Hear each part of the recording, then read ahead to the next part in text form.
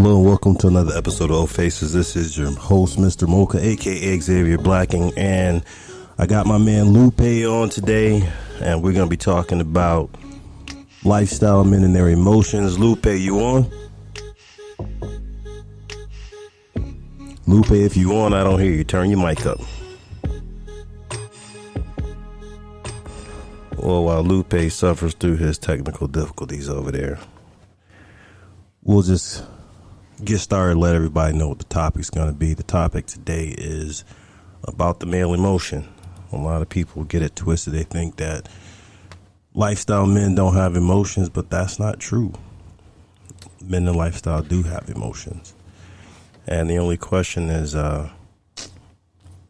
it okay? And if so, how do we handle it? Lupe, are you on? I am. I can't get my shit to work. That is never a thing that women want to hear, Lupe. Oh, so you can't hear me. Well, you know something, let me be completely honest with you. That was a technical difficulty on my behalf. Let me just keep it 100. I forgot to turn the Bluetooth. I just realized I hadn't clicked that on. So yeah, that's me. My bad. It's all good. I'm over here like, man, that's fucked up. I'm talking to myself. Well, I'm sure. Listen, maybe everybody else heard you. I don't know. So, you know, they definitely did. And before we do let anybody else get in on a request, we're going to get the topic rolling. So if you request, just be patient to join in. This is one of those topics that, you know, I've realized recently is more important because I think a lot of, you know, just men in general think they have to hide their emotions. And I'm going to start off with Lupe. What do you think about, like, the emotional state of lifestyle, of the men in the lifestyle?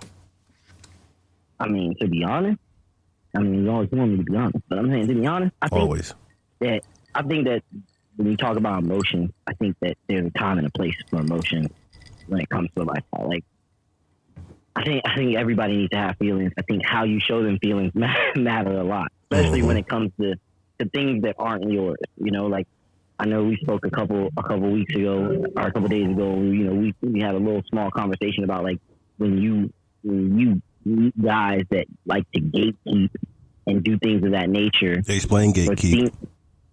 When you say gatekeep, mean like they are the go-between, or whether or not, or they try to be the go-between between you and a hot wife or you and a potential partner. They feel like they have some type of say in exactly how that's going to work. Yeah, you're talking about guys who aren't the husband. Yeah, anybody who's not the husband. So gatekeepers. The husband is the ultimate gatekeeper. That's the only person I feel like you should have to answer to, and we both agree on that. Like, if I go up to talk to a hot wife, the only person that I'm getting permission from or talking to get permission, you know, to, or whatever you want to call it, is the husband. If you're, you know, the side boyfriend, the side dick, you know, whatever, the main guy, that, like, that ain't got nothing to do with me. You know what I mean? Like, it's directly to the husband. Mm-hmm. So I feel like some guys in the lifestyle don't know how to rationalize those feelings between, you know, this is a really good friend, and yes, she's my main partner, but she's not my wife. You know what I mean? They kind of get emotional with that. And some guys, they don't have any emotion and they just don't care. You know what I mean? But I personally feel like emotions in the lifestyle are good if you use them at the right time. If you use them at the right time and you do the right thing, I feel like that's when emotions come out, and emotions are good, and they can be a benefit. But sometimes emotions can really fuck you, especially if you're trying to, like I said, gatekeep, be the police, whatever you want to call it. Yeah. So I think, so here's the thing, like, obviously when we talking about men in lifestyle, they're I mean, the lifestyle is the ecosystem, and within that ecosystem, you have everything that's non-monogamous. And within that, you know, you have the male, and you have different males in different roles. So, you know, you and I are rare men in lifestyle who actually play multiple sports. We play separately. Our wives allow us the freedom to play, almost as solo males. We also play with play together with our spouses. So one of the things that I say when you break it down, so if we start from the standpoint of two married men and how we manage the emotions of watching our wives play, you know, and the way we interact with, you know, people, and how we've seen other people who are other married males deal with watching their wives play. You know, I know that you talked about the first time you ever saw your wife play. So you can share that and then tell me where you've gone from there to now. Oh, shit, we go way back. You gotta take it back. I guess. Yeah, take it away. So, I mean, the first time was way different than it is now. We're talking about from a perspective. When you first get in the lifestyle, the excitement that comes with everything, like the newness, the fear. Hold on one second. Hey, man, quit touching your microphone. That's not me. Misha's putting things down on the table, and she doesn't realize that every time she's touching the table, it's vibrating to the left. Okay. We ain't in the studio. She forgot. No soundproofing right now. No soundproofing. But yeah, so that first time, and I won't ever forget this. That like the excitement, the fear, and the anguish that came with that. Because that first time, you know, you see your wife enjoying herself, getting that pleasure. You're like, she liking this more than she like me? Is she falling for this man? You know, so it was a lot different. We've come a long way now. Now it's all like there's no jealousy, there's no, you know, fear. It's all about, I hope you're having the best time of your life right now. I hope you're getting it in. You know what I mean? The difference I can't really quantify over the years how we've gotten to this point, but I can say that from then till now, it's been a light years of difference. Mm-hmm. Light years of difference. And I can honestly say that over the years, you know, we go through things emotionally, being in the lifestyle and doing this, because sometimes you are going to run into moments, like at least in our life, it's hot. If we had a Calvin scale, you know, who's hotter, my wife is definitely several degrees hotter than in a sense of in general public. You know what I mean? So she's always had a lot of attention, to men, women alike. So you kind of get used to taking a seat and not being the star of the show. And you learn, like, okay, you know, it's okay for it not to be about me. You know what I mean? Like, it's okay for it to be about me and that, you know? Mm-hmm. So, I don't know. I feel like as you develop in the lifestyle and you get deeper in it, your feelings change. And I think anybody who's been in the lifestyle for a long time and has consistently worked through different emotions, whether it be, you know, sadness, fear, anger, whatever it is, they've worked through those, that I think that you kind of realize, like, I mean, it's pretty much the same when you get there. It's all about the fun. Mm-hmm. Try to keep a fun, level head, and you'll have a good time. And your feelings are kind of fade, and it just kind of turns into a good time. So I think that. Awesome. So I had someone come to me recently, and they're a stag vixen couple. All right, so the wife is very, very attractive. You know, she's been attractive her whole life. Very nice lady. The husband in the lifestyle, you know, he battles with the fact that, number one, his wife gets so much attention sexually. Anywhere they go, you know, people want to play with her. Okay. It was interesting to me that he has a hard time dealing with the fact that he understands, and he doesn't understand. Someone made a comment that he overheard where basically the husband and wife were talking about them playing together, and he overheard the wife say that basically she had to take one for the team. Okay. That created issues for him. And from that point on, he has been in his head, and they've been in the lifestyle for a good amount of time. So he has a problem dealing with the fact that his wife is super attractive, and that he feels like oftentimes he's the one that's taking one for the team. So therefore, he makes it very awkward and uncomfortable on a regular basis, because oftentimes when it's time for him, he has an issue with her playing. He wants her to play, but then he feels like it's unfair because, you know, they play together or separate, but he feels like it's unfair because she has more options than him.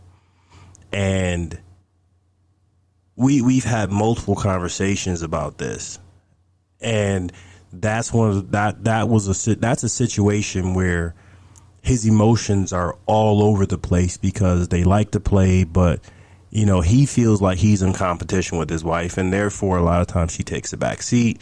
You know, she tries to spare his feelings. She tries to make sure that, you know, she plays less than she would play.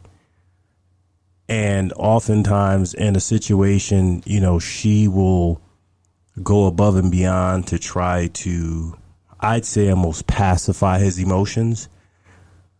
You know, what do you say to a guy like that?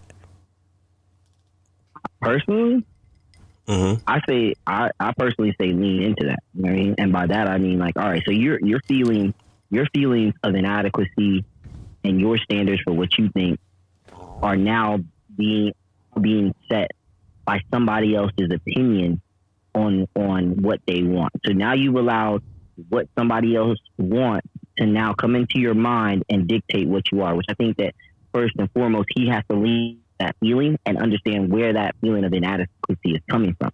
Because throughout your life, you're not going to get picked for every team. You're not going to get hired for every job. You know what I mean? You're not going to always get what you want when you think you want it. And when it comes to the lifestyle, you learn very quickly that you're not always going to be everybody's cup of tea. You know what I mean? We just had a conversation where a couple had in a header, they're going to Mocha. So I said, hey, hope you run into you guys in Mocha. I know that, you know, the Mocha coming up is not going to be that busy because the New Year's Mocha, you know what I mean? You know, hey, how are you? You know, her response was, hey, how tall are you? That was her response. Mm-hmm. Not, yeah, you know, like, whatever, but hey, how are you? How tall are you? And I know immediately when you get that question that it's going to be, oh, are you 6 foot and up? Yeah, that sucks to hear, you know what I mean, from somebody, oh, you're not tall enough to ride this rider.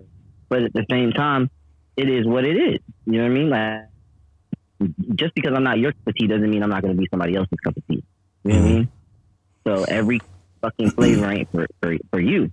And I think that him realizing that he has to find his space where he's appreciated and where he's going to do a thing, that's what he needs to find. Like, every space y'all go into, especially in a lifestyle, this is a women-dominated lifestyle. The women win all the time. They have the most options. They can do whatever they want. The woman-dominated sport. So if you're in this sport thinking that it's going to be equal, then I highly doubt, you know what I mean, that you're going to stay in this lifestyle long because of those feelings that are going to come. So I think he really needs to lean into those feelings and really kind of figure out how he can rectify those within himself, whether it be, you know, he gets himself into the gym, gets in shape, you know, whether he, you know, starts changing his swing a little bit, change up his style. But those are things that he has to rationalize himself, you know?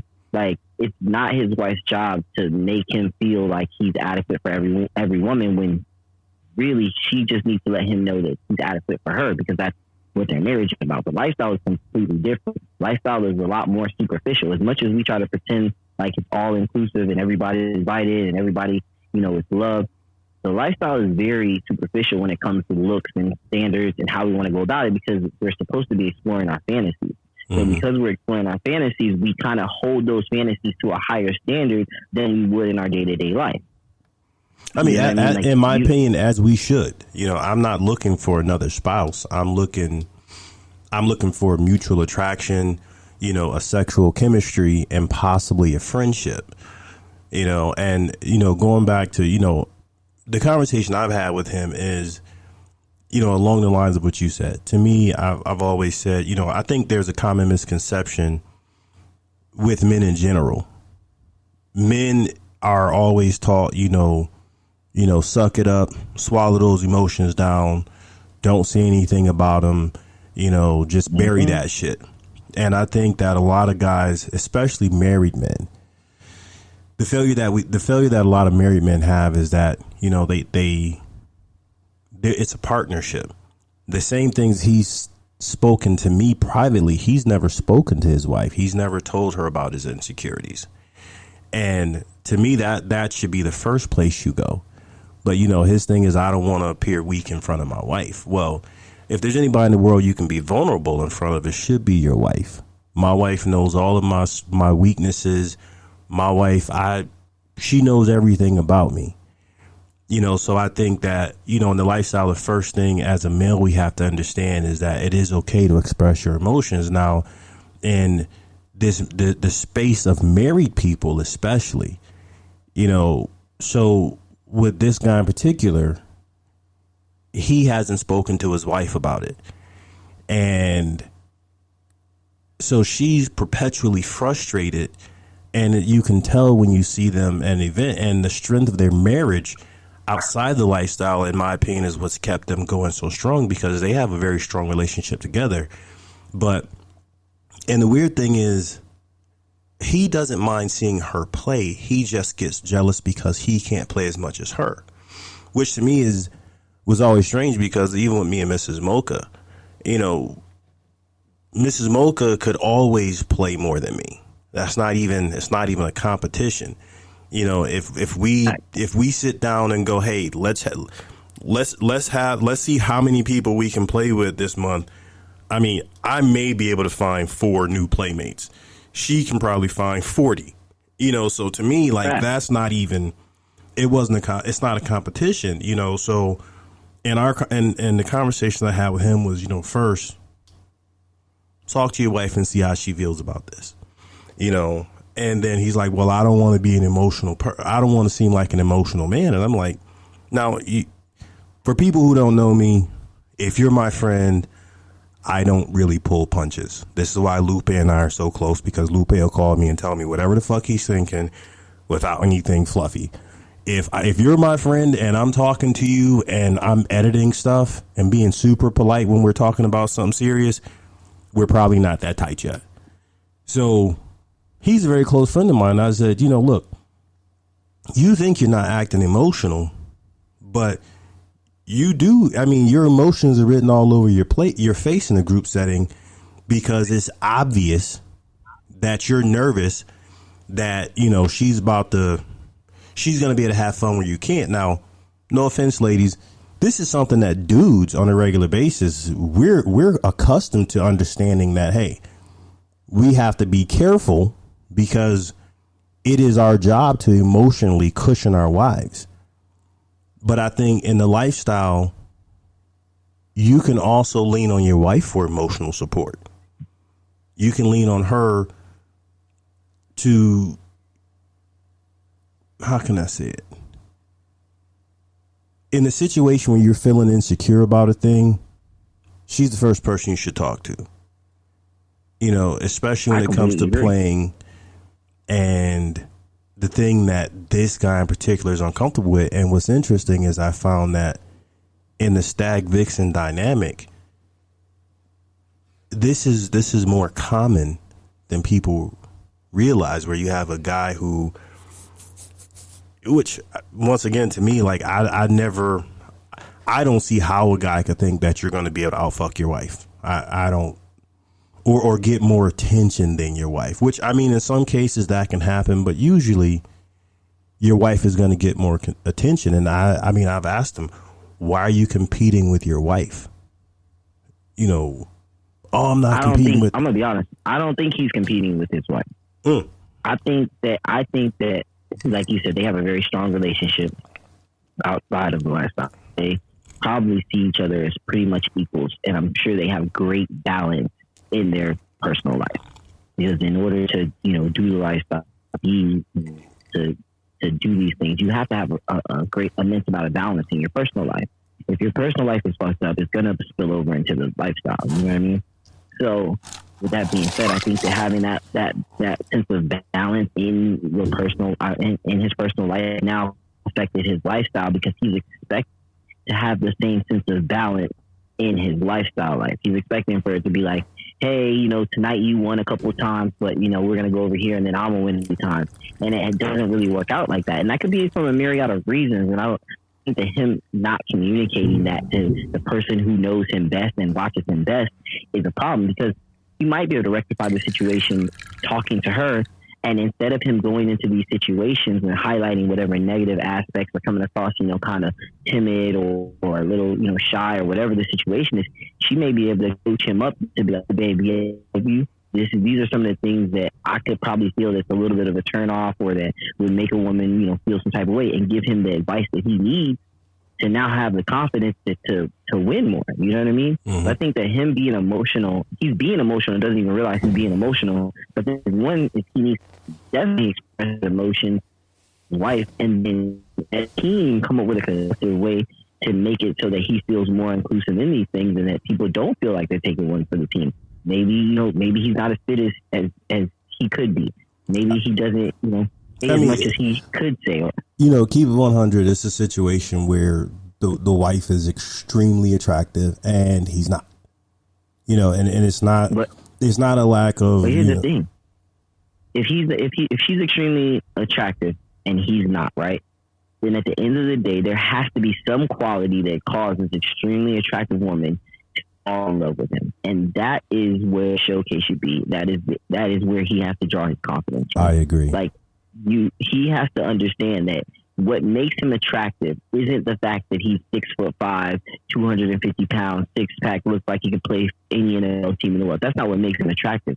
He has to be willing to look at himself in the mirror and say, okay, the things that make me attractive are the fact that I'm funny.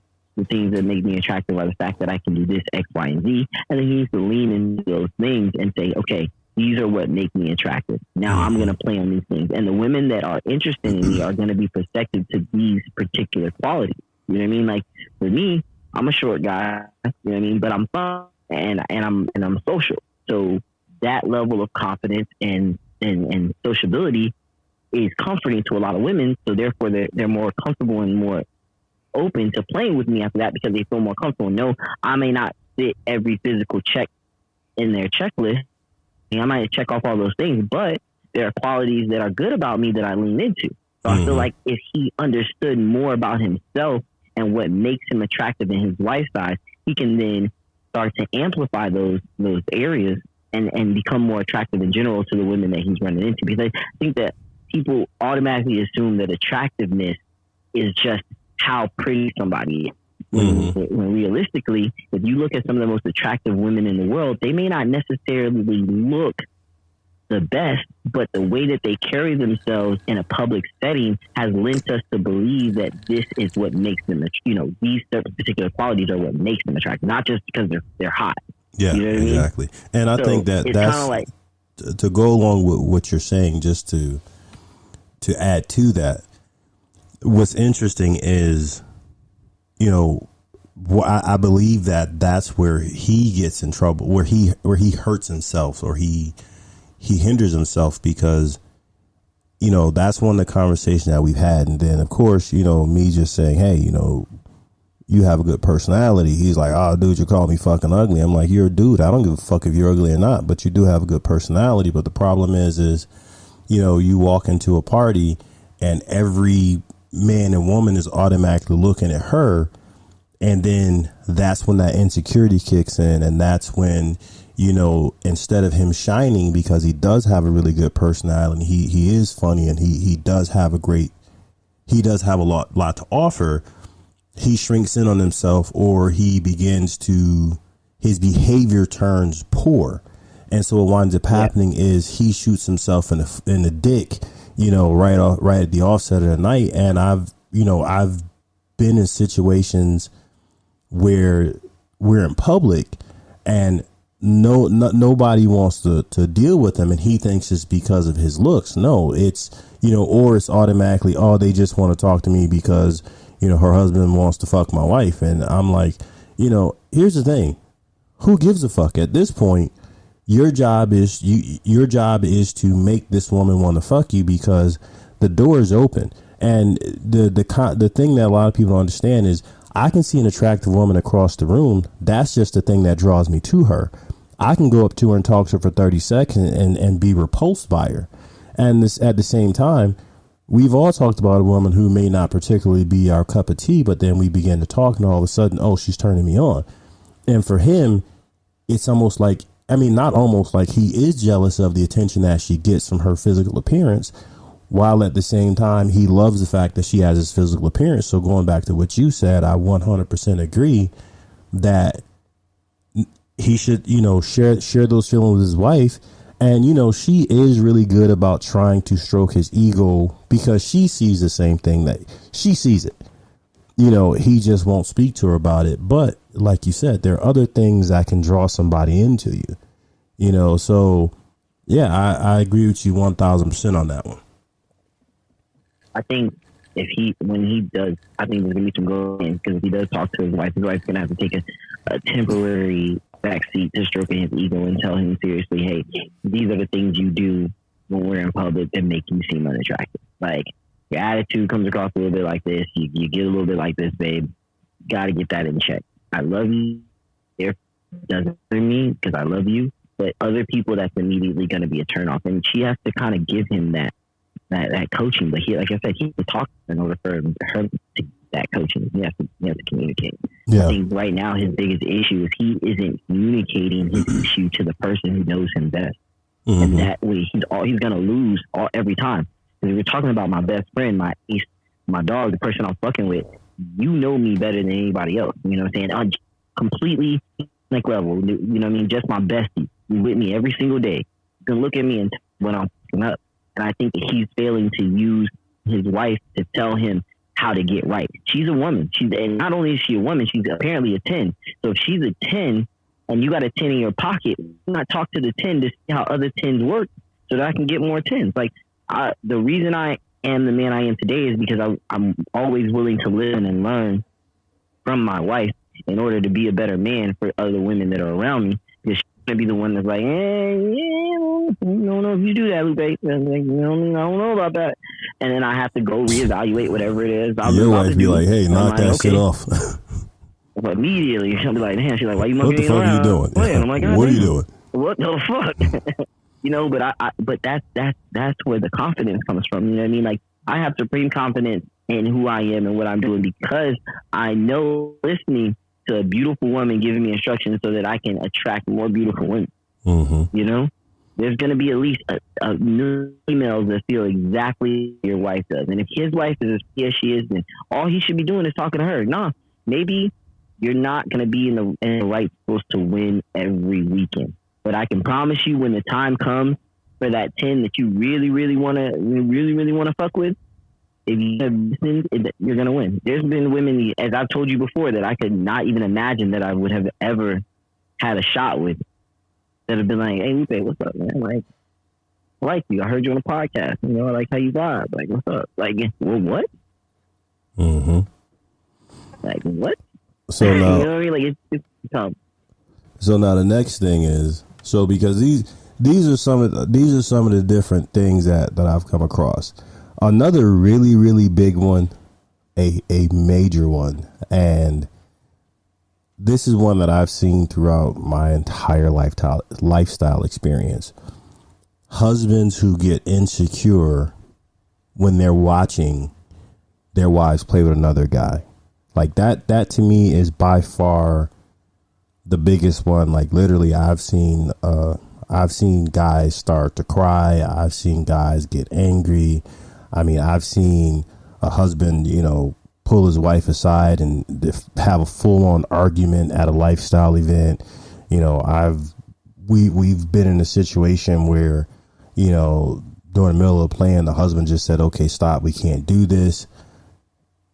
That is a very, very, that's probably the biggest one that I've seen. And then a lot of times you'll notice it when, we've been in situations where, we're playing as a couple, and as soon as the guy sees you start to play with his wife, his dick starts to go down.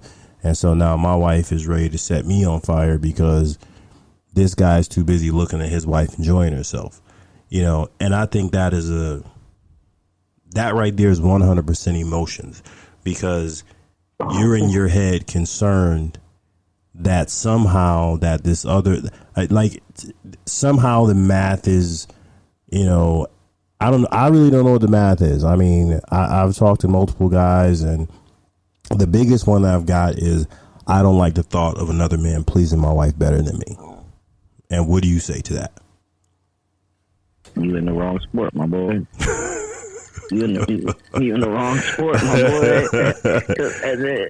Like, come on. Like, all right. I've been there. Okay, let me tell you a story real quick. A quick one. Put it in there. Our first real content thing we ever did. Shout out DFW Night. He invited us to Vegas to fill us out some content in this beautiful mansion for like 5 days. So there's this dude that walked in. His name was Reese Ramjet. Y'all go look this man up. Okay, his name's Reese Ramjet. Light dude, looks like straight out of the package. You know what I'm saying? He got this weird ass look on his face, and like he got the type of look on his face that just looks like something's wrong. For some reason, if y'all don't know, women love a nigga that looks like something's wrong all the time. Like they just need to know why this nigga looks like that. He walks in, and I see it because I'm a nigga that pays attention. So I'm like, this is that guy. Like this is more than a porn star. Like this dude, he's got swag for days. Every woman that walked in was like, oh, hi Reese, how are you? Like. People was getting dumbfounded and whatnot. So I know that when my wife comes out the bathroom, she's going to be the same way. So I'm prepared. So we're there. We're doing our thing. The fateful day comes. She's going to perform with him. She's getting ready. Now, she's getting ready in a way that I've never seen my wife get ready before. She's getting ready with like a little pep in her step. She's like, yeah, I'm about to make this, man. Come on, I got this shit. She's like, oh, I'm going to make sure. Hey, my eyes look good. My eyes look good. I didn't mess up my makeup, right? I'm like, you ain't talking to me about your makeup. We've been in here for 3 days. You ain't said nothing. Ask me about your makeup one time. What's going on?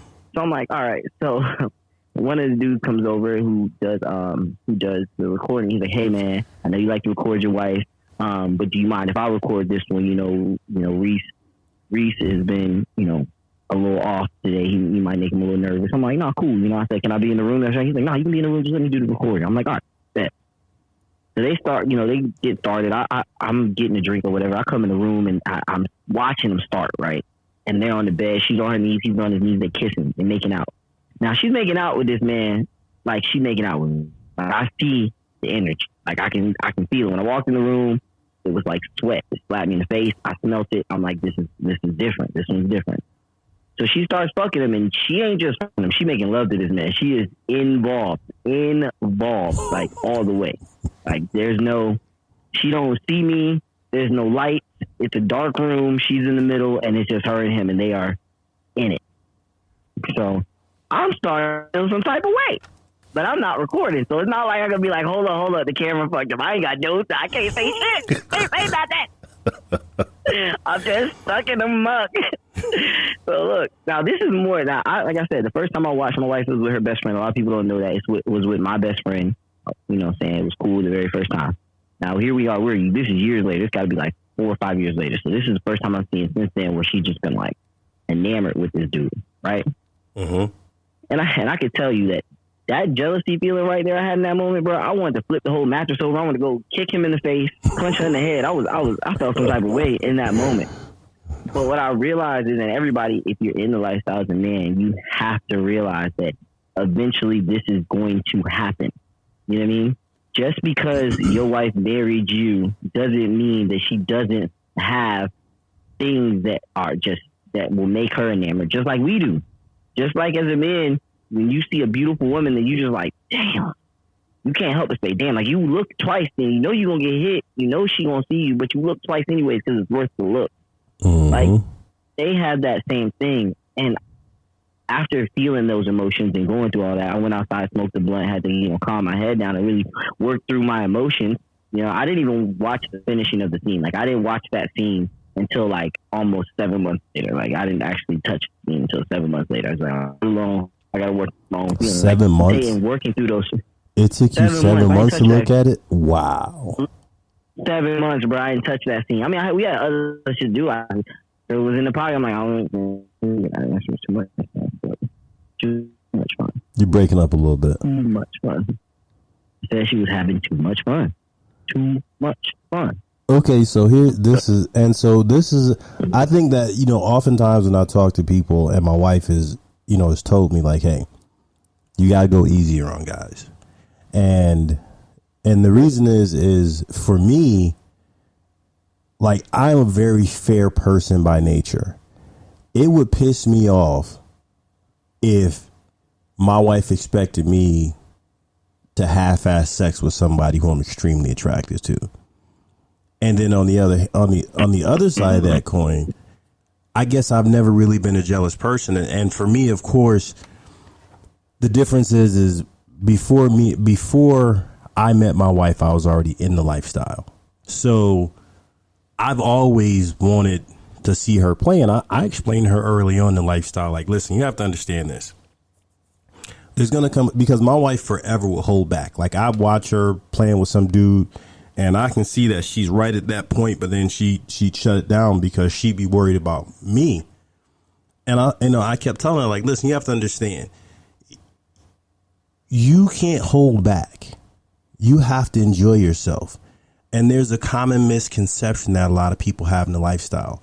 You play with this person and the sex is fucking phenomenal. And I told her, like, you are going to have sex with people and you're going to like his dick more than mine. Oh, no, I won't. Shut the fuck up. All right, stop. Knock it the fuck off. And that's because the reason you're going to enjoy that sex more is because we've been together for all of these years. We got kids. We got bills. We were arguing about the dog 4 hours ago. You know, all of our stress doesn't leave when we start having sex. When you're fucking some rando or some dude who you have zero responsibilities with at all whatsoever, and the only thing you guys have in common is sex, and he happens to be as attractive as you like, and he got the swag that you like, and he's got the dick that you like, and he's got the stroke that you like, you are absolutely positively going to enjoy. The sex is going to be better.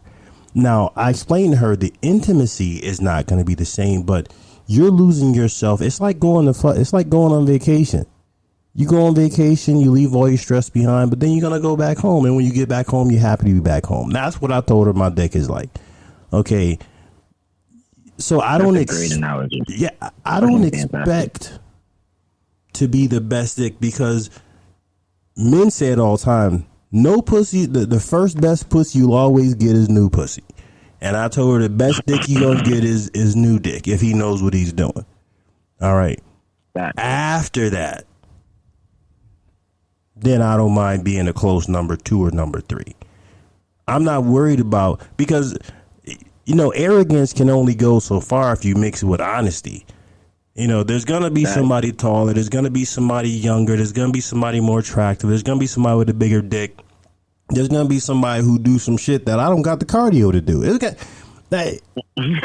going to be somebody, you know, so, you know, I explained that to her, and I really, really had to really push her to understand, like, it's okay. So now when we switch that to my boys who I talk to, or guys who I talk to, you know, couples that we counsel, when you have a guy who's going, oh, I just can't deal with the fact that some guy can fuck my wife better than me. And I'm saying to myself, are you out of your fucking mind?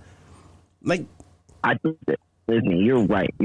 I don't understand that, but I can understand at the beginning not getting it. You know what I mean? Because I feel like guys who don't get it haven't had their aha moment. So I feel like when you, like I said, when you one chick that you never thought you was gonna fuck, and she rocks your world, you know you had it. You know you had it. That's why you can accept the fact that your wife's gonna get it, because you know. Oh yeah. Like you said, when you meet that one chick where you're like, oh shit, you want me? Yeah. Oh hell yeah! Let me put my bird. Let me get them real quick. Give me a second. I'll be right back. I need 100 milligrams. Right. Now listen, I brought my wife into the lifestyle, so I was very, very careful, because the difference is number one, it's never been in my nature to be jealous. It's just like I was never that person. And then number two, I had years of lifestyle experience watching guys freak out, watching all this stuff, watching females freak out. So I knew, like, once we got into a certain place, you know, before she was conditioned, I knew that if I saw a certain chick, like, yo, I got to pretend like she don't even exist. I don't even see her, because I know you like you said, you be looking at that ass like, ooh, that's good. And she looking at you like, oh, fuck that. No, you're not fucking her.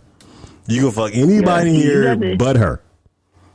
That's what I'm saying. You had an advantage because you had already been a bull and already been like tiptoeing around. I think couples that are new and get into this and start like really started digging into their emotions. I think there's a lot of self-discovery that comes with this particular topic in general, and knowing you have to really be able to face your inadequacies in the lifestyle and face them head on and be able to say, okay, yeah, I know that I'm not going to be everything.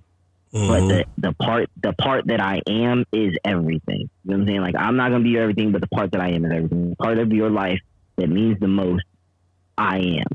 But I think when you start comparing yourself to your wife's sexual, like as a dude, if you're trying to compare yourself to the other guy that you allow to fuck your wife, you're gonna fail. You're gonna fucking fail. Now, here's the thing: you have certain guys. Listen, I've been around you for a long time. Your dick got a reputation. I mean, so it's not like it's going to be every day that your wife's going to find a dude that's going to out fuck you. I mean, shit, I've tried to out fuck you and had an asthma attack. So I know that's not my skill. You know what I'm saying? That's just not my skill. Like, hey, this guy's trying to make me look bad. Somebody grab my inhaler. But we all understand at some point there's going to be that guy that's going to push that button.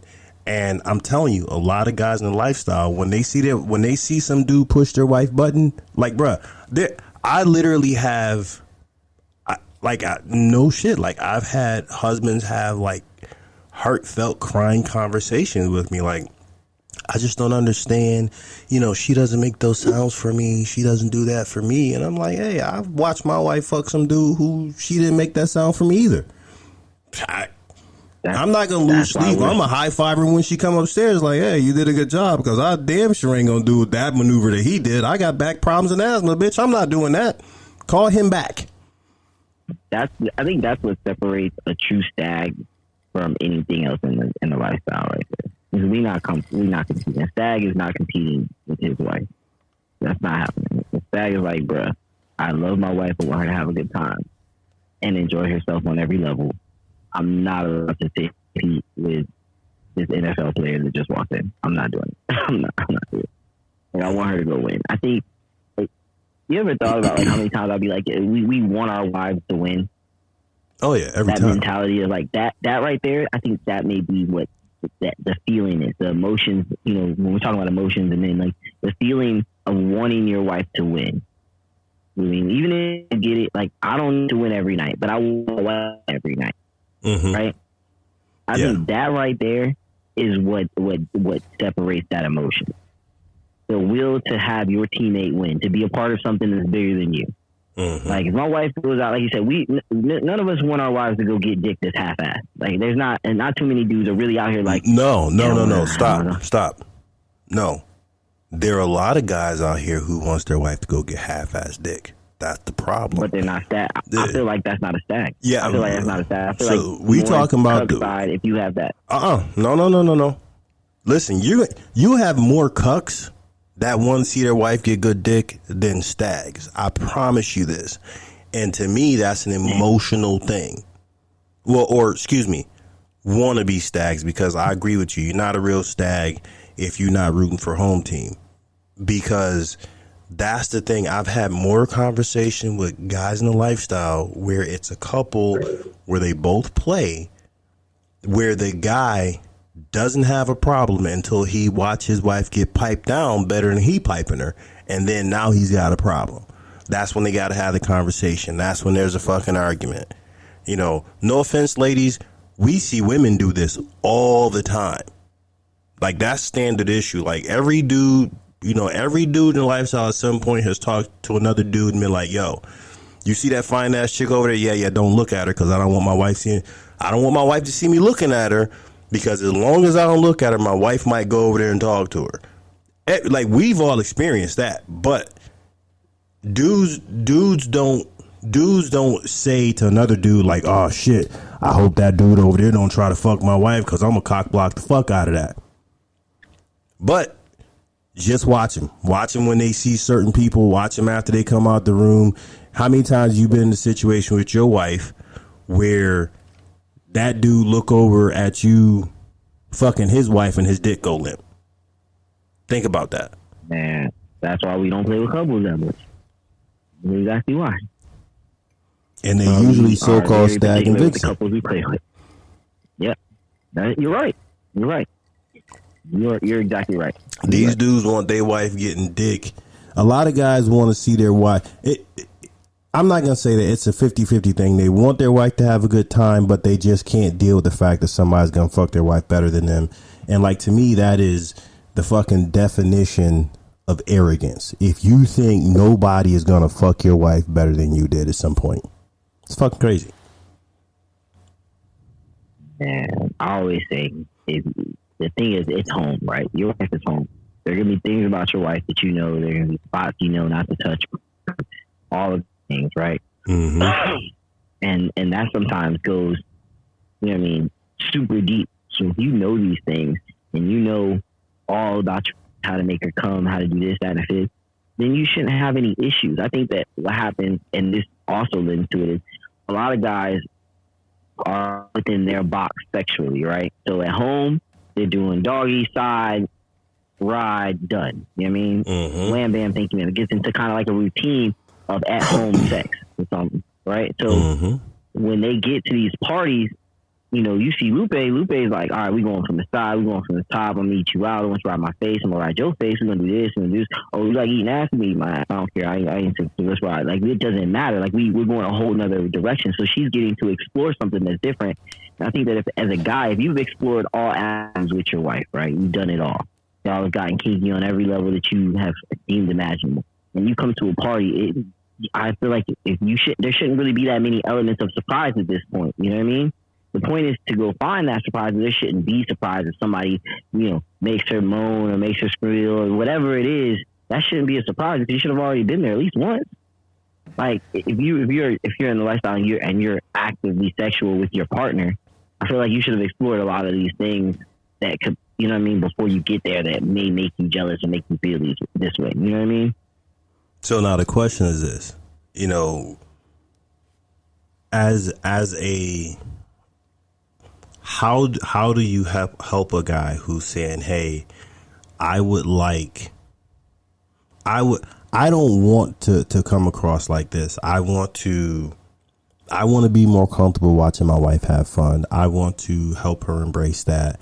You know, I don't want to be sitting in the corner pouting, you know, like I've looked over because, you know, oftentimes, you know, when you play, you know, if I'm meeting out with a couple and I go and play, you know, with the wife, I'll never, one of the fun, well, I guess I shouldn't say it's funny. All right. I'm going to try to be not myself. All right. So I went and played with, a while back, somebody reached out to us and it turned out to be somebody who worked for me years ago. Like, she worked for me many, many years ago. Her husband reached out and said, hey, you know, do you guys play separate? Blah, blah, blah.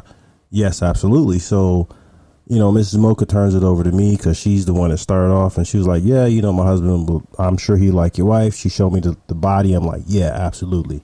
Can you send over a face picture? Face picture comes over. Turns out this girl worked for me years ago.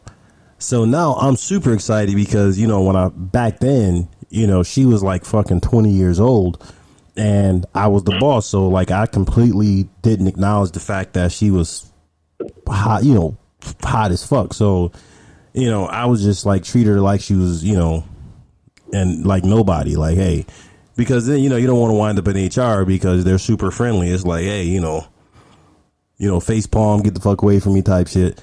So we started talking back and forth.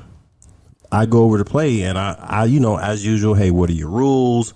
You know, let me know what's allowed. He's like, oh, listen, dude, you know, she told me that she used to work for you. She's always found you attractive, blah, blah, blah. You know, just, I want you to blow her mind. I'm like, you know, okay, so like, is kissing okay? He's like, whatever she wants to do, you know.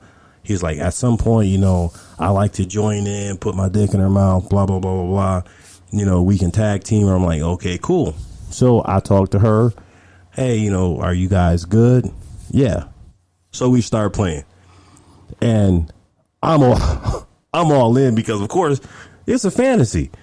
This is like, when will this ever happen again where some random chick that worked for me, 10 years ago pops up and I get the fucker? So I go all the way in. So now I look over and the guy's sitting on the sofa and he looks like he's seasick. Like he literally looks like he's seasick. So I'm like, all right, I'm a pull back. And so she I kind of stopped and was like, hey, are you okay? He's like, oh yeah, I'm fine. Just go ahead. And so I'm kind of uncomfortable and she looks up and she goes, are you sure you're okay? Because if you're okay, I'm going to keep going. So, we finish it up and literally he says nothing. He sits there, and then I don't hear from him for a whole year after that. And then he reaches out to me a year later. He's like, hey, would you like to come and hang out with us again? I'm like, hey, it was a year ago. He's like, yeah, honestly, I wasn't really ready to see that. We've played before, but the way she reacted to you, it made me feel really uncomfortable. And he was very honest. They got into arguments and fights over it. And I'm saying to myself, dude, I'm married. I'm not taking her home with me. I'm not. I mean, it was just a physical thing, but it caused a lot of issues in their relationship, and it took them a year before he reached out. And I was like, I'm gonna respectfully decline because obviously, you're not ready for this, especially seeing as how they completely stopped playing for that entire time, and he wants me to come back over to prove to himself and prove to her that they're ready. I'm like, I'm good. I'm going to bow out on this one. I don't think so. You weren't trying to be the crash test, dummy. Nah, I mean, so it's going back to that. How did you ever play with him again? No, they reached out. But they reached out and then she it was weird because then she reached out and was like, hey, I mean, I'm sure, he talked to you and it was a little weird, but he's fine. Do you want to play just me and you? And I'm like, now you making it extra fucking weird. No, I'm good. And don't get me wrong. I had a really good time. And I remember I come home telling Mrs. Mocha, yeah, we won't hear from them for a while.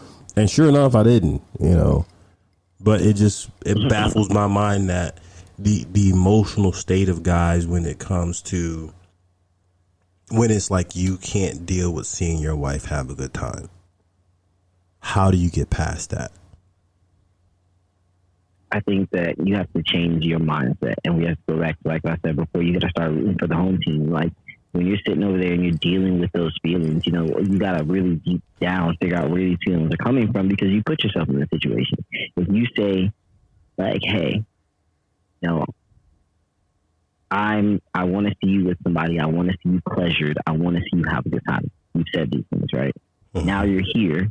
They're having a good time and they're pleasured. And you're like, whoa, I didn't expect you to have this good of a time. That is them problem. That is a problem, my man. So you personally and me being in that seat, the first time I saw my wife fuck my best friend, that right there was enough for me to go through all of what I'm saying myself. And I had to honestly say, okay, what is it that, what is it that I want out of this? And am I getting that?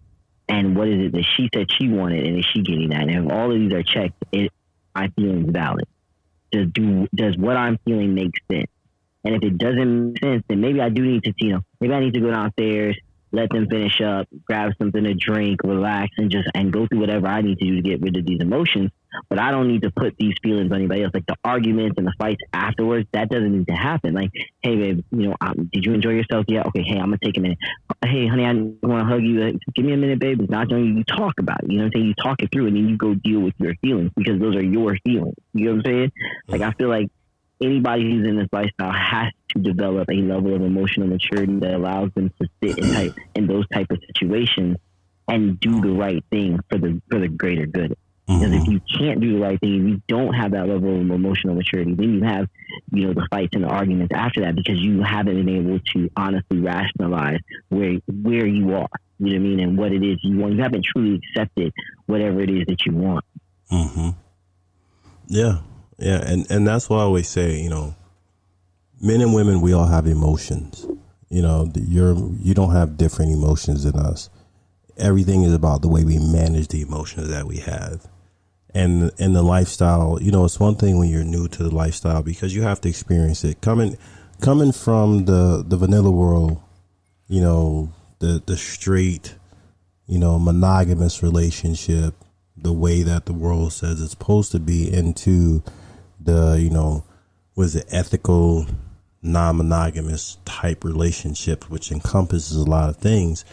When you step into that environment and you're new, you're still fighting the societal norms. You're still trying to fight the things that you were raised with, and those are battles that you're going to have, and obviously if you're a couple, those are battles that you have together. Now, once you get past that point where you're like, okay, we don't give a fuck what society says. We're in this lifestyle. We're going to enjoy it. The next thing is, where are the emotional hangups? And that emotional hangup of having a hard time watching your wife play with someone else. And what's interesting is it's a pattern that you'll find where, because, the male is supposed to be macho and not affected, often what happens is, they go out, they have a play date. The husband watches somebody fuck his wife. He can't deal with it. He don't speak about it. And then tomorrow when she drops a bag of potato chips, he loses his shit. And he's going to complain and rave about everything except for the thing that really created the problem, as opposed to saying, okay, honey, let me be completely honest with you. It was very hard for me to watch that. I know that I was fucking somebody too. I know that I was fucking her well. I know she was enjoying herself and I was enjoying myself and I busted a nut and it was a great nut. But I still had a hard time watching you fuck that guy. Very few couples, very few males in a lifestyle are honest enough to say that. Because if that was said, just like as a guy, we understand as men, it is our job 100% to reassure our wives and make sure our wives understand that even if we play with somebody else, we still find them sexy. We still find them attractive, and unfortunately, most guys are too prideful to admit that they need that reassurance that they sometimes have to give their wives. And that's one of the things that I counsel to guys is, hey, you shouldn't be afraid to admit to yourself that you need confirmation after watching your wife fuck somebody, because most guys will not reach out to their wives for that confirmation if that's what they need, because they're going to go 2, 3, 4 days feeling some kind of way because of the way this guy fucked their wife. I had a conversation with a young guy that you and I both know who are, they've been the lifestyle, but we had a long conversation after me and his wife played, and he's like, something, I'll be honest, I got a little jealous at first. I had some issues with that, and I was like, did you tell her that? No, I don't want her not to do it. No. You have to tell her how you felt, because now she can tell you how much she loves you and how much you turn her on, and she can make you feel better. I can't fucking make you feel better. That's not my job. She can make you feel better, just like you make her feel better if you're looking at some titties on the internet.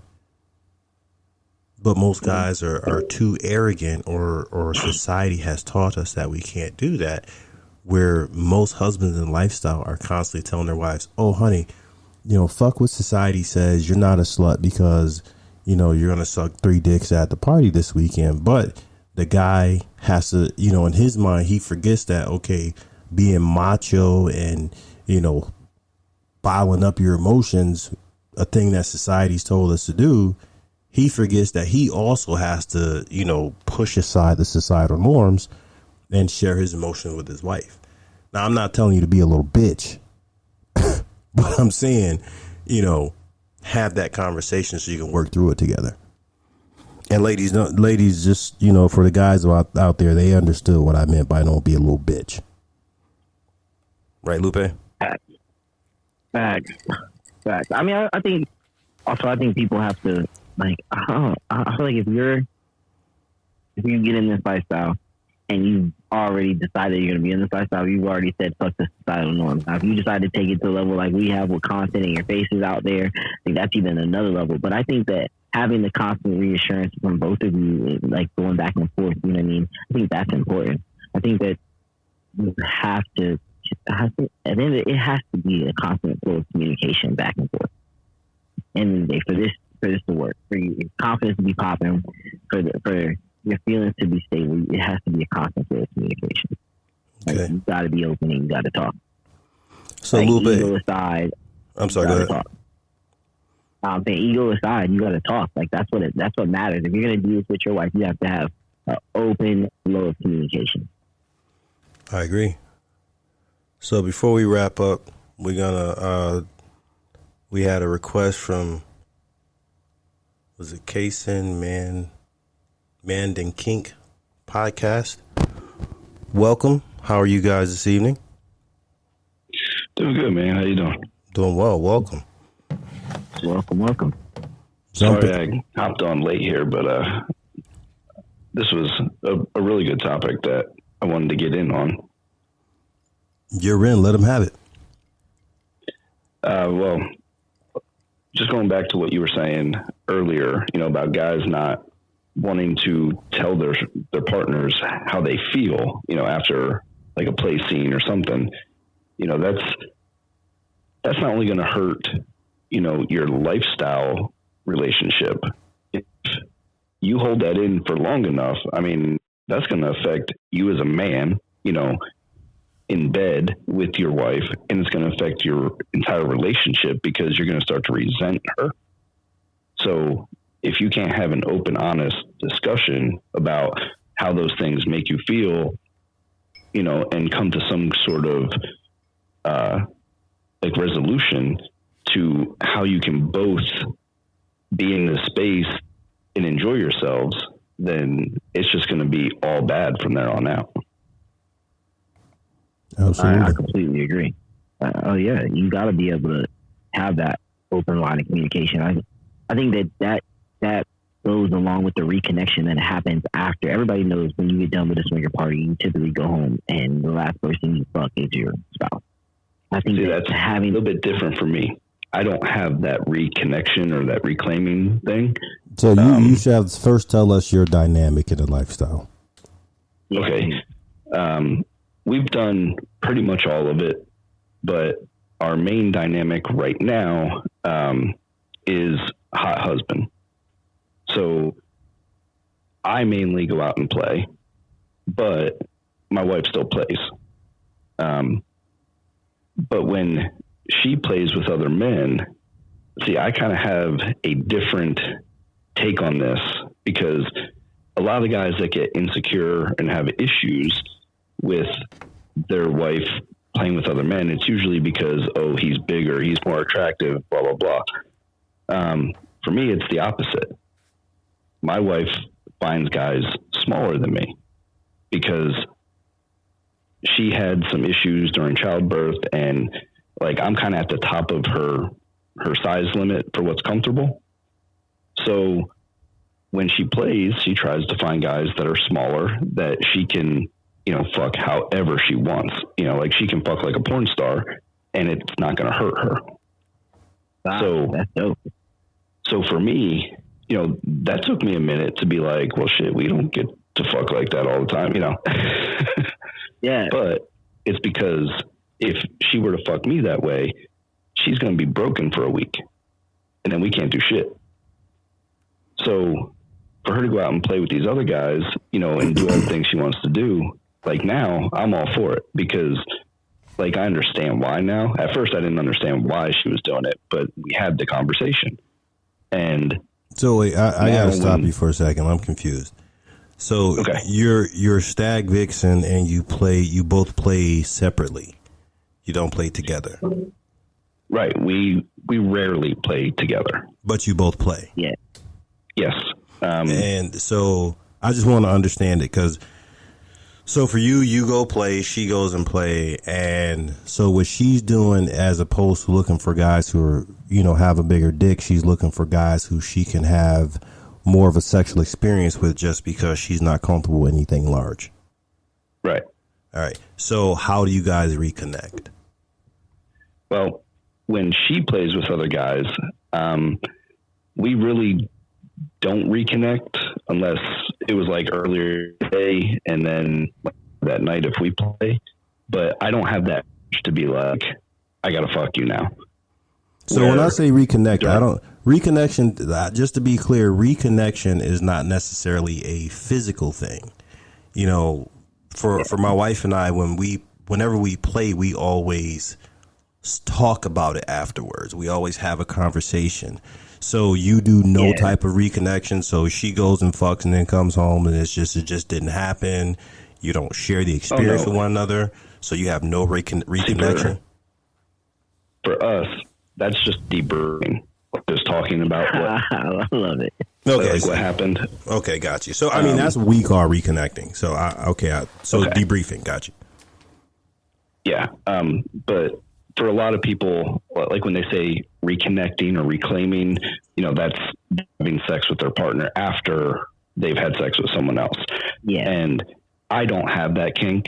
My wife does.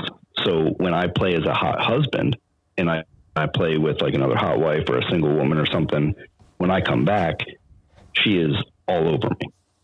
And like, she has to have me right then and there. But when she plays with a man, I do not act that way towards her. Gotcha. Okay, that makes sense. That makes perfect sense. It sounds similar. It just roles are reversed. That's all. Yeah, exactly. Like to the fact that it's almost like medically it's kind of made it that way, and it's kind of turned into y'all thing. Like you both had to come to realizations. I'm sure that she had to come to realization when she's like, I want my husband, but I can't take my husband every night. You know what I mean? And right. It all was something I'm sure you guys communicated throughout the course of going through that. Realizations that happen over years, not days and weeks. That happens over years. You know what I mean? Oh yeah. I'm sure there were some growing pains that, may have led you guys to the lifestyle to begin with because of that. She's like, hey, look, babe, I love you, but goddamn, Godzilla, can't be wrecking my island every week. You know what I'm saying? Like, shit, I got shit to do.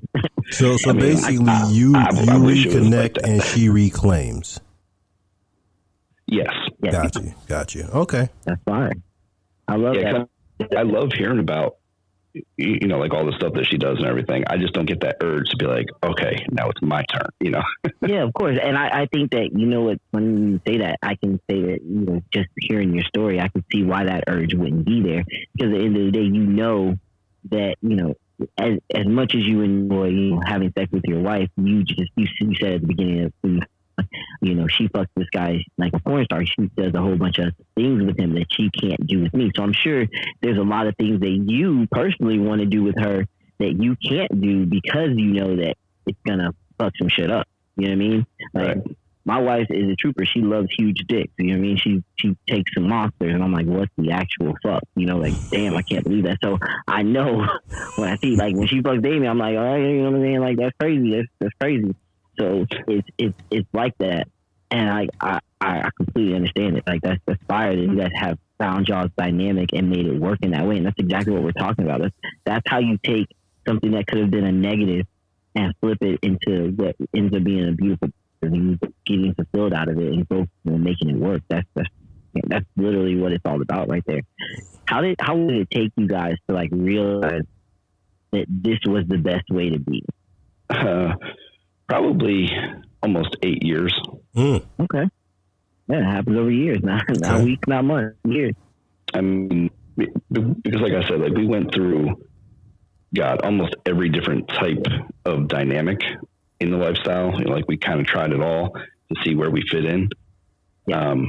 And like with couples, it never failed. The guys she was attracted to had huge dicks. So that didn't work for her. And then she tried playing like a hot wife. Well, trying to find men interested in hot wives that, you know, aren't well above average, good reputations, you know, is hard. So then we started playing separately, and we kind of stumbled on the hot husband thing just because the more I was playing, she was getting more and more turned on by me coming home and telling her about it and everything. It just kind of became her thing where, you know, she was more focused on me playing. And if she could find someone that worked for her, she was like, okay, I'm all for it. But now we're also polyamorous, and I have a partner that is opposite. She loves huge. So, like, I kind of have both spectrums there. One goes small, one goes huge. And I'm somewhere in between. So I kind of had to learn to do, you know, like, okay, I'm too big for her and too small for her, like, as far as they're optimal, right? So at first that was a struggle.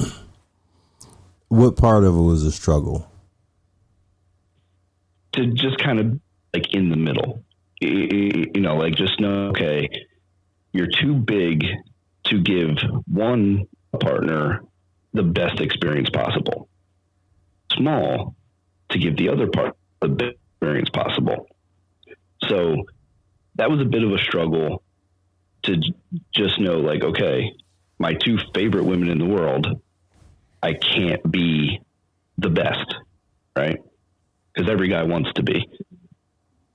No, I also think that when it comes to, I think there's a combination. I think so. I'll say this. I think when you're talking about, you know, pleasing somebody, I think that, you know, size rarely has a makes a big thing. Now, I mean, now if a dude is some big, you know, 13-inch monster, or the guy has a micro penis, those two extremes, I think they make a big difference. But, you know, if you got a dick that's in the middle, and, you know, now don't get me wrong, like, I have personally found that, you know, with my wife, because my wife likes everything. You know, she's always told me, like, hey, I don't necessarily have to have something that's big if he can fuck. You know, I know that, like, some of her favorite playmates are, I mean, I have one that's significantly smaller and one that's significantly larger, you know, so I think a lot of it is also how you do it. Now, of course, your situation, you know, your wife has medical things going on. I get that. But I do think that a lot of times you're looking at just size. I think size represents about, you know, 30% of the experience. You know, 70% of the experience comes in everything else that happens with it. You know, I've definitely been with women who went, oh my God, I can't take that. And then, you know, next thing I know, they're doing backflips on it, you know, just based upon, you know, how much work I do to get it. Now, once again, like you said, because my wife also had some medical things going on where I know there's certain angles I can't go in. I know there's certain things I can't do with her just because of her medical things. So I do get that part for sure. But, you know, dude, you had a hell of a coin toss if you wound up with two who like dude, like, hey, listen, I want you to play the fucking lottery and make sure if you ever get struck by lightning, you getting hit the same time in the same spot the next day. Trust me, because you. I was about to say, it ain't your dick that's doing it, my boy. It ain't your dick that's doing it. I can promise you. Oh no, like, I totally understand. I mean, and like my partner who loves, you know, large dick. I mean, we have a great time because for us, you know, it's everything else around what happens. You know, it's not just the dick. But she's an admitted size queen, you know, so like when she plays with play partners and stuff, she prefers, you know, like 10 inches and bigger. So for us in a relationship, I'm not 10 inches, but I know how to stimulate her mind and to make the whole experience enjoyable, regardless of not having that, preferred size that she's looking for, play partner. And the same thing with my wife. Like, yeah, too big to do all the crazy shit that she likes to do, but we're still able to have, mind-blowing sex. So I have to, I'm sorry. Go ahead. It just looks a little bit different than it would, if you watched one of her and her play partners. So now emotionally, like, because as the main topic today is going to be the male emotional state. Mm-hmm. And that's the thing that's the biggest focus. Now, don't get me wrong. If this is the first time you get on the podcast, we talk about everything. we hold no nothing is safe. Lupe and I were having a conversation about the fact that there are a lot of that the male emotion and lifestyle is something that's not focused on. I'm fortunate enough to be around a lot of guys. I mean, my guy Damian Fox is here, who's one of the guys who's always my sounding board. Another guy who is a veteran in the game. Lupe is a great, we have great conversations, but, one of the things we talk about is the insecurity that a lot of guys, run into when it comes to everything, like you said, from, the way somebody fucks their wife, to the size of the, this guy's too fit, this guy fucks too good, whatever it may be, to make a husband feel insecure. That's kind of what we're looking at, the things that makes a husband feel insecure when he sees his wife having a good time. And yeah, the question is, what advice do we give a husband who's dealing with insecurity? And obviously he doesn't want to be this way. He wants to, because that's the thing, Lupe, me, Damian Fox, guys who I know where people go, man, you and your wife, your relationship is so good. Your wife has so much fun. You guys talk about stuff, because my wife's a fucking wild animal. Lupe's wife's a wild animal. Damian Fox, Kenzie Fox is a fucking beast. And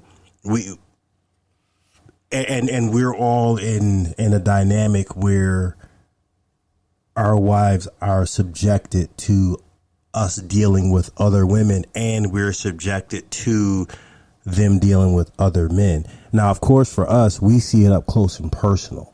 So for you, in a situation where you're watching your wife have sex, when you guys are in that zone, how does it feel when you're sitting there next to your wife watching her play? How do you feel?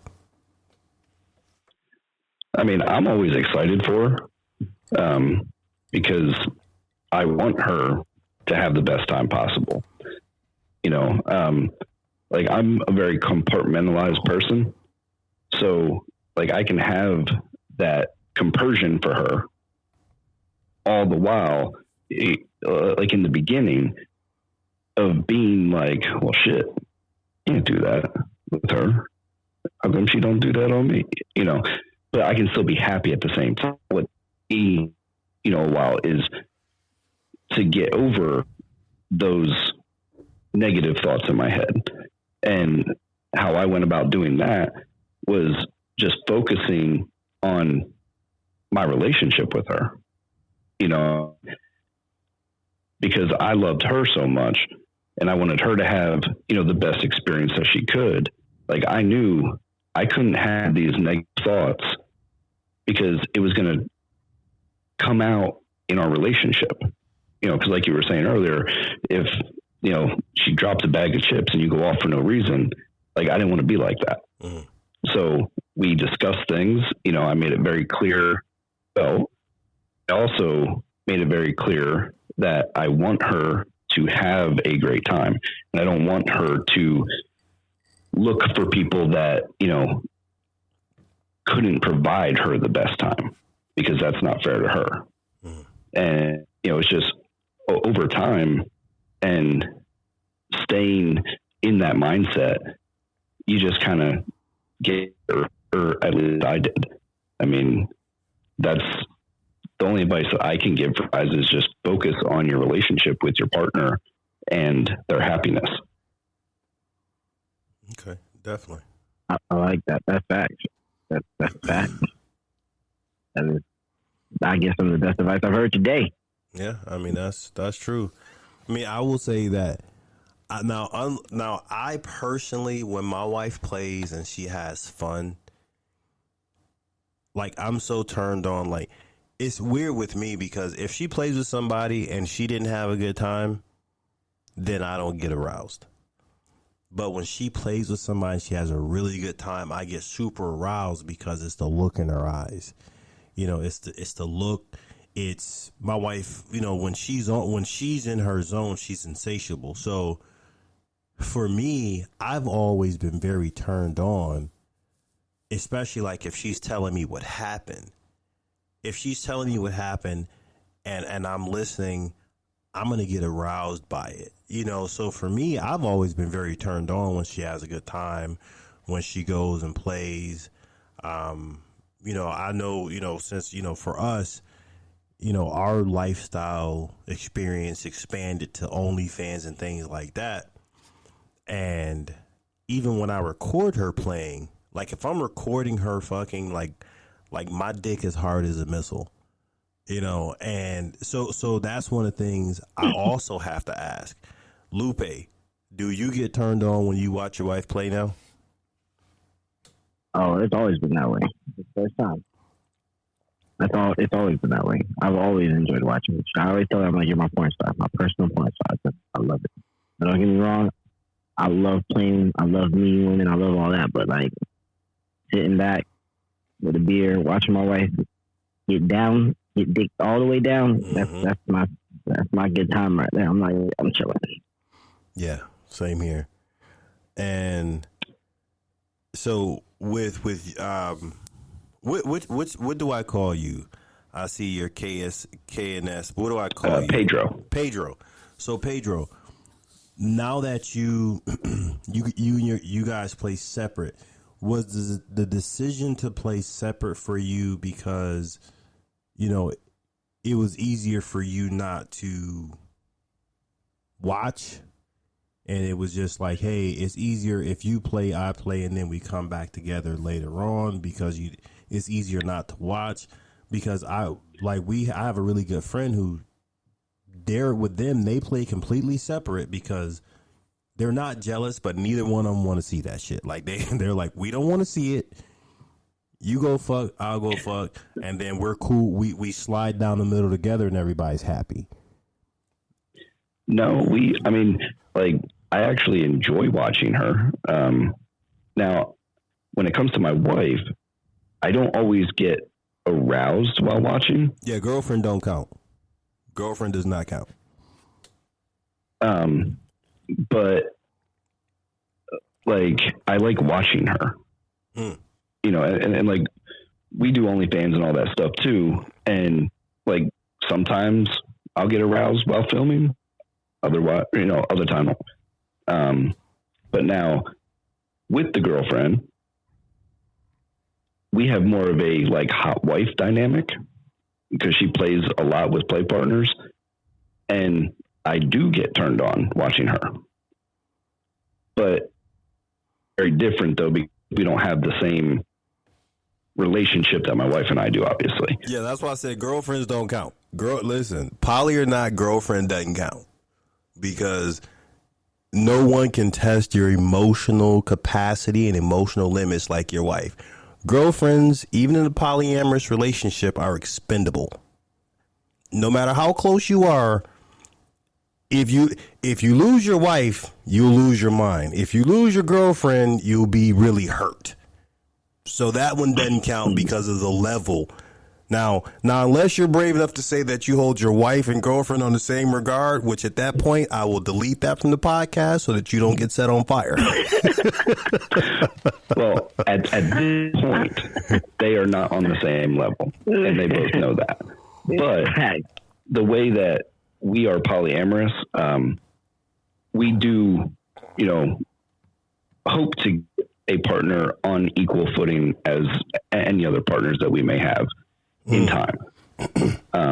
So do you think eventually you won't enjoy watching your girlfriend the same way you don't necessarily? I don't think so, just because it's a totally different relationship than what my wife and I have. Because my wife and I have a very BDSM centric relationship. Gotcha. That has been from the very beginning of our relationship. So like a lot of our and ethical non-monogamy, it kind of part of that BDSM. So it's a completely different thing than what my girlfriend and I share.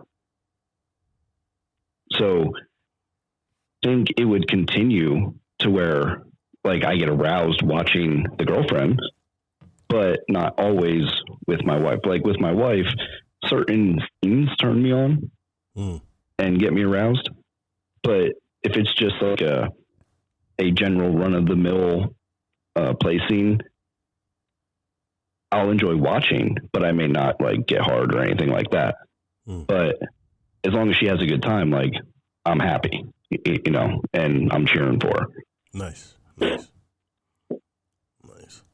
Well, listen, we're like, we are an hour and 26 minutes in, and we're actually making this a series because, like I said before, the lifestyle is an ecosystem. There's so many things that are inside of it, and even we're talking about the male emotion. Today we just focused on the some of the challenges within a married man's preview. It's easy to pick on the ladies, it's easy to pick on the couples, but we go hard on everybody. And so at this point, it's like, all right, we want to really focus on the males. So we're going to continue to speak on different types of males in the lifestyle. We started with the couples. We're going to be talking to everybody from cucks to single males, because I think that's the thing that needs unraveling. Because, I told Lupe, like I said, there's certain people in the lifestyle that I sound off of. I talk to Lupe, I talk to Dimitri VC, I talk to Damian Fox on a regular basis. I have a lot of guys, where they're single guys, husbands, they come to me and they talk to me about things, and I realize one of the main issues we have in the lifestyle is that men are afraid to express their emotions. Now, once again, just me personally, my wife's that's my road dog. Like I can't divorce my wife. People are afraid to divorce their wife because of financial issues. I can't divorce my wife because she knows everything about me. Okay. She knows everything, and that's just how we roll. But the experience that I've had over the last few months talking to different guys, it's just been really, really interesting to me that guys are so bottled up, and we constantly encourage women in lifestyle to, just throw away what society tells you're supposed to, throw away what the society tells you're supposed to be. But as men, we come into the lifestyle and we're still trying to be machismo, and we're still trying to be, I'm going to bottle that shit up. I'm not going to say anything. And I think that we run into issues, from the the husband and wife, the super emotional single guys, the even in the cuckold dynamic, where you have a lot of, the cucks. And I've said it before, a lot of times husbands ruin it for their wives' experience in that dynamic. So we're going to be talking to guys and every aspect of the lifestyle, and kind of start by addressing some of the things, and we're going to keep expanding upon it. And I'll keep on the guys who have the years of experience, because those are the guys who are used to getting the questions. We talk to a lot of guys who have very limited experience. I had a lady talk to me last week about a guy who she spoke to who has very limited experience. He's been in the lifestyle for many, many years, but his experience is still limited based upon with the type of personality he has, his access to lifestyle is very limited, because before the lifestyle, he wasn't able to, have sex. Lifestyle brought sex to him. So, when he got in the lifestyle, he was still super awkward. So he's been in the lifestyle for years, but he has limited experience. And I realize there's a lot of guys out there who are still emotionally broken, who are trying to share experiences with people and coach people who don't have it. So, that being said, Lupe is somebody who I've known, him and his wife. They also have a podcast. They also do lifestyle stuff. I can vouch for a lot of the information, because Lupe, unlike me, Lupe learns through fucking pain. That motherfucker learns through pain, pain. My wife just came down and pulled her titties out. Lupe, go ahead and tell people why you like to learn through pain. Listen, bro, I just do what I do. It works for me. You know what I'm saying? Everybody can't take the road less traveled. I like the rocky road. If you want to know what it feels like to be stung by a bee, Lupe's going to stick his hand in the fucking hornet's nest. He'll tell you. But just know that when hornets see me, they fly away. They don't even try to see me. They know that nigga crazy, all right? No. What's up, baby? I'm willing to go through all the pain. I'll be something different, though, when I come out. Oh, absolutely. Sometimes that's the best way to learn, man. Everybody ain't able. But I appreciate you having me on the podcast. I appreciate you having me on here. And, Pedro, we appreciate you getting on. I see you have a podcast. I'm going to be sure to check that out. Lupe, I will let you know when we're doing the next one. Thank everybody for joining. I see some people I know in there. I see Blushing Vixen, who is awesome. I love Blushing Vixen. I like making her blush in person. Applejacks. I'm just smiling. Juicy. Applejacks. There's some of my favorite ladies on here. Guys I recognize on here, Josh Rivers and Joshua. What up, Josh? Joshes are out tonight. I see two Joshes that I know on there. That's what I'm saying. The Joshes are out tonight. Josh Rivers, listen, Josh is too cool for the regular guys now. I haven't heard from him in a while. Joshua's always, saying what's up. So I'm gonna have to give Josh Rivers a hard time because he too cool for us regular dudes.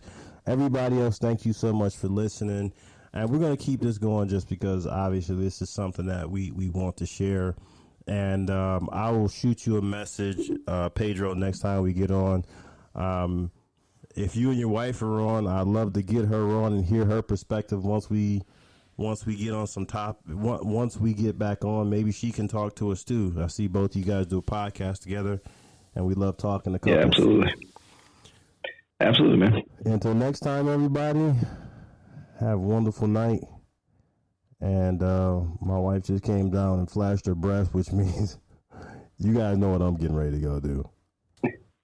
Yeah.